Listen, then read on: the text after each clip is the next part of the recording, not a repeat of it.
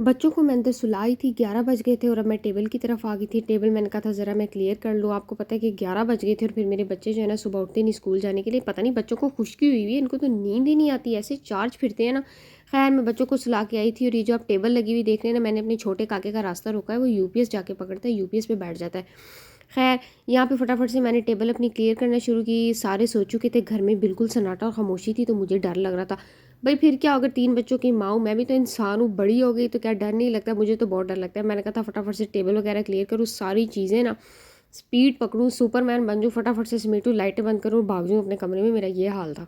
और मेरी टेबल पे वो चीज़ें पड़ी हुई थी जिनको देख देख के मैं खुद हैरान हो रही थी। बच्चों ने अपने डिओड्रेंट, कंघी, हैंगर, मैं कहती हूँ जो जहान का सामान ला के ना टेबल पे रख दिया था। और ये मेरे फ्रिज में मैं अंडे रखने के लिए आई तो लीमू देख के मेरी हंसी निकल गई कि हम पंजाबियों के घरों में ना फ्रिज में लेमन लाज भी पड़े होते हैं। अंडों से ज़्यादा हम लीमुओं को इस सेक्शन में रखते हैं। खैर जनाब जी, टेबल क्लियर होगी, अंडे शंडे मैंने रख दिए और ये अगले दिन का व्लॉग है। मैंने लाइटें बंद करके बाकी अपने कमरे में। अगले दिन जनाब जी आप ये देखें, मेरी जो है ना छोटी बेटी, मेरा काका, वो हमारी मेड के साथ उसने पूरा अड्डा लगाया होता है कि मैं इसके साथ साथ सफाई करूँगी। वो जहाँ जाती है ना, वो उसके आगे बिल्कुल आके सेंटर में आके बैठ जाती है, या फिर वो कहती है कि मैं सीढ़ियों से बैठ जा रही हूँ, मैंने छोटा सा दरवाज़ा लगाया है। अब वो मुझे कहती है कि यहाँ मामा मुझे जो है ज़ारा के साथ काम करने दो, या फिर मैं दरवाज़ा खोल के बाहर जा रही हूँ। मैं तो छोटे बच्चों को ही देख के हैरान होती हूँ, हमें तो भाई ऐसी कुछ चीज़ों का पता ही नहीं था। वो देखे जी, फिर इनका जो है फटा पड़ा हुआ है, मैं तो इनको छुड़ाने में ही लगी रहती हूँ सारा दिन। मैं यहाँ बैठ के उसको कितनी आवाज़ें दे रही थी, मगर मजाल है कि उसने सुनी। उसने कहा नहीं जी, मैं वहीं पे बैठ के बिल्कुल मैदान बीच में बैठूंगी जहाँ वो झाड़ू दे रही है। खैर फिर मेरी मेड भी चली गई, उसने काम शाम अपना कर लिया था। मैं किचन में आ गई और अब जो है किचन में आके बस ऐसे ही मैं जो है थोड़ी सी सैड हुई हुई थी आज कि इतना काम करते हैं, अपने आप को भी नहीं ध्यान देते और फिर जो है कोई एप्रिसिएशन भी नहीं मिलती। सुनने को यही मिलता है कि तुम कोई पहली औरत थोड़ी हो कि जो सारे काम करिए, तुम्हारी तरह कितनी औरतें और काम करती हैं।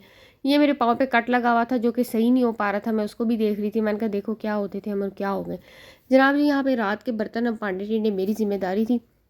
यहाँ पे मैं सारे काम करके फ़ारिग हो चुकी थी और जो है उसके बाद जो है ये बर्तन जिनको सच्ची मोहब्बत है हमसे और ये हमारी जान नहीं छोड़ते। खैर मैंने अपना काका यहाँ पे सुला दिया था।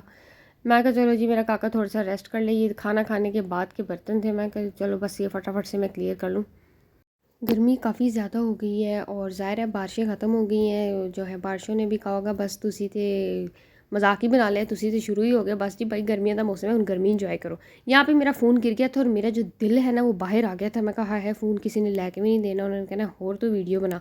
ये अगले दिन का व्लॉग है जनाब जी। मैंने जाना था अपनी अम्मी के घर, बच्चों ने मैंने छुट्टी कराई थी स्कूल से। ये पंखा कम नेरी ज़्यादा था, मैं कहती हूँ पंखा नहीं असल कर सर पे हेलीकॉप्टर चल रहा है। यहाँ पे मैंने बच्चों को नाश्ता कराया, मैंने परोठा खाया, बच्चों ने स्लाइस खाया और उसके बाद मैं बैठ के चली गई अम्मी के घर। बच्चे मेरे साथ ही थे। यहाँ पे जनाब जी मैं वापस आ चुकी थी अम्मी के घर से और ये मेरे किचन का हाल था, क्योंकि अम्मी के घर में जाने की खुशी में ना मैंने अपनी मेड को खुशी खुशी कह दिया था कि भाई तू ना, मैं अपने सारे काम आप ही कर लवांगी। वो भी खुशी खुशी चल गई, मैं भी खुशी खुशी अम्मी के घर आ गई और खुशी खुशी आने के घर आने के बाद मेरी खुशी वहीं पे ख़त्म हो गई। जब मैंने अपने किचन में पांडे टिंडे बिखरे हुए देखे, मैं कहा लो जी असल काम तो अब शुरू हो गया।